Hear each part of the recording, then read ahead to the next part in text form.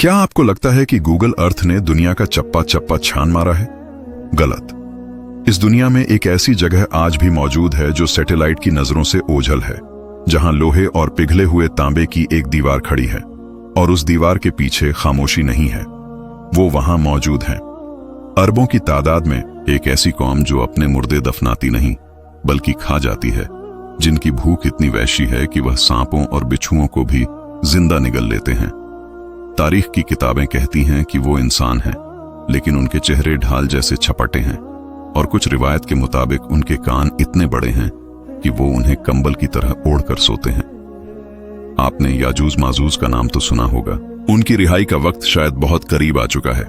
आइए चलते हैं इस दीवार के उस पार, जहां आपका सबसे खौफनाक डरावना ख्वाब हकीकत बनने वाला है। कहानी शुरू होती है हजारों साल पहले, जब बादशाह जुनकरनैन एक तंग पहाड़ी दर्रे पर पहुंचते हैं। वहां के लोग खौफ से कांप रहे थे।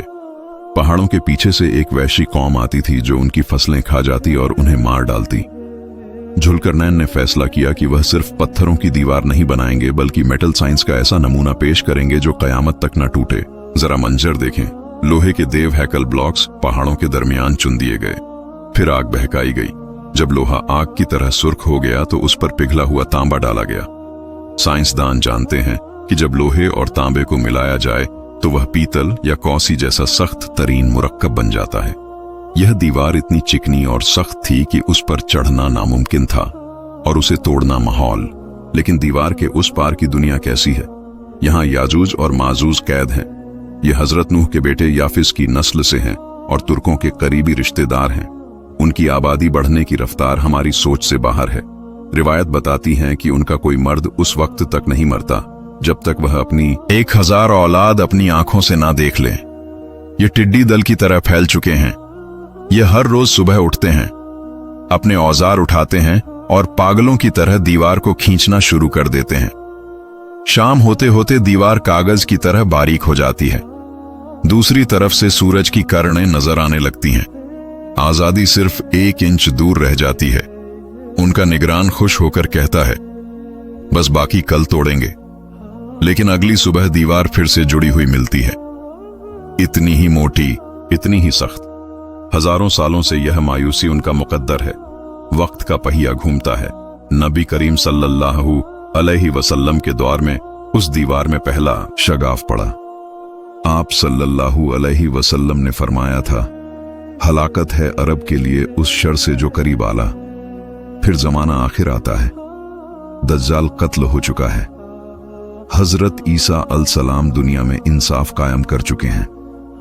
दुनिया पुरसुकून है। लेकिन अचानक अल्लाह की तरफ से हजरत ईसा को एक हंगामी वही आती है, ए ईसा, अपने साथियों को लेकर फौरन कोहे तूर पर पनाह ले लो, क्योंकि मैंने अपनी ऐसी मखलूक खोल दी है जिससे लड़ने की ताकत किसी इंसान में नहीं, यहां तक कि तुम में भी नहीं। इसी लम्हे दीवार के पीछे तारीख बदलने वाली है। याजूज माजूज हसब मामूल दीवार खोद रहे हैं। दीवार टूटने के करीब है।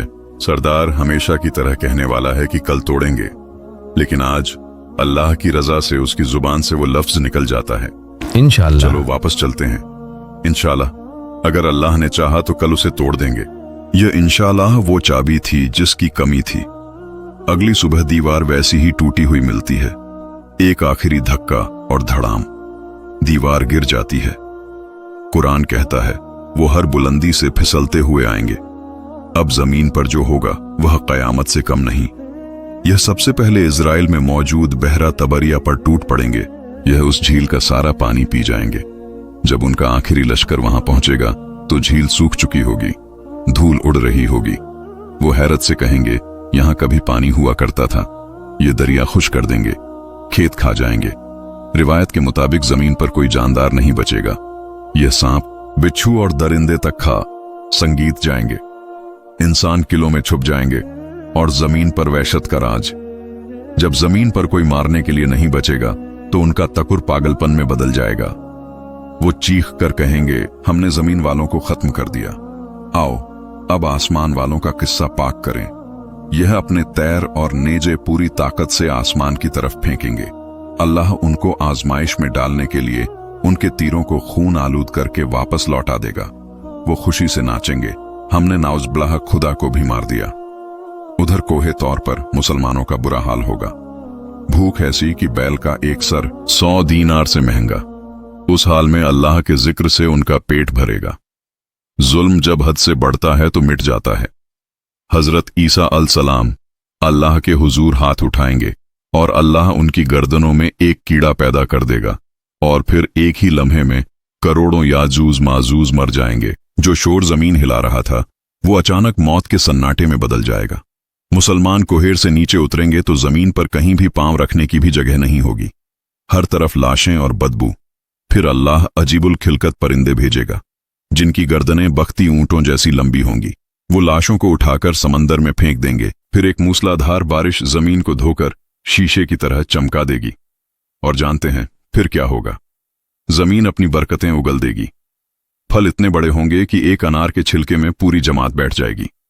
और याजूज माजूज अपने पीछे लकड़ी के तीर कमाने और ढालें इतनी बड़ी तादाद में छोड़ जाएंगे कि नबी करीम सल्लल्लाहु अलैहि वसल्लम ने फरमाया, मुसलमान 7 साल तक उन्हें बतौर ईंधन जलाएंगे। उन्हें जंगल से लकड़ी काटने की जरूरत नहीं पड़ेगी। यह है वह मुस्तकबिल जो आने वाला है।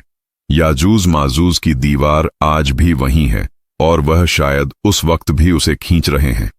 उनके और हमारी आजादी के दरमियान सिर्फ एक इंशाअल्लाह का फासला है। सवाल यह है कि जब वह दीवार टूटेगी तो क्या आपका ईमान इतना मजबूत होगा कि दज्जाल और याजूज माजूज के फितने में साबित कदम रह संगीत सके?